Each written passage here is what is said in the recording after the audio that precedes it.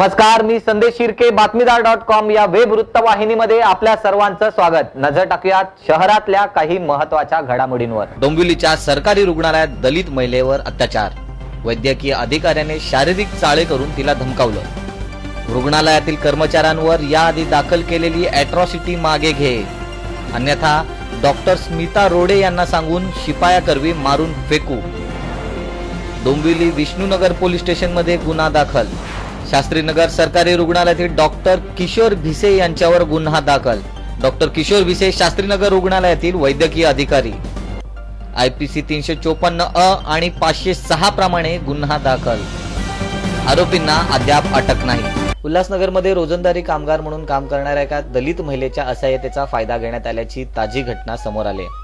या घटनेतील फिर्यादी महिला तिच्यावर उपचार करण्यासाठी डोंबिवलीच्या शास्त्रीनगर रुग्णालयात दाखल झाली होती। या दरम्यान चेकअपसाठी गेली असताना रुग्णालयातील वैद्यकीय अधिकारी डॉक्टर किशोर भिसे यांनी तिच्याशी शारीरिक चाळे करत तिला धमकावलं। कारण एकच होतं, या महिलेने 2 दिवसांपूर्वीच या SP तळातील काही कर्मचाऱ्यांविरोधात अॅट्रॉसिटीची तक्रार दाखल केली होती। कारण तिच्याशी त्यांनी तशा पद्धतीची वर्तणूकही केली होती।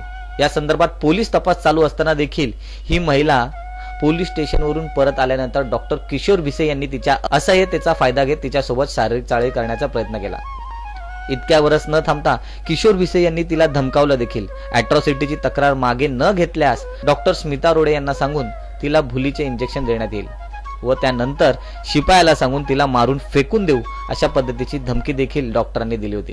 या संपूर्ण प्रकरणाने घाबरलेल्या दलित महिलेने विष्णुनगर पोलीस स्टेशन मध्ये आपली फिर्याद दाखल केली आणि यानंतर विष्णुनगर पोलिसांनी देखील डॉक्टर किशोर भिसे यांच्यावर 354 व 506 नुसार गुन्हा दाखल केलाय। मात्र आरोपींना अद्याप अटक करण्यात आलेली नाही। पुरोगामी महाराष्ट्राचा नारा देणाऱ्या या महाराष्ट्रामध्ये आजही दलितांची हेळसांड कशा पद्धतीने केले जाते हे प्रकर्षाने जाणवतंय।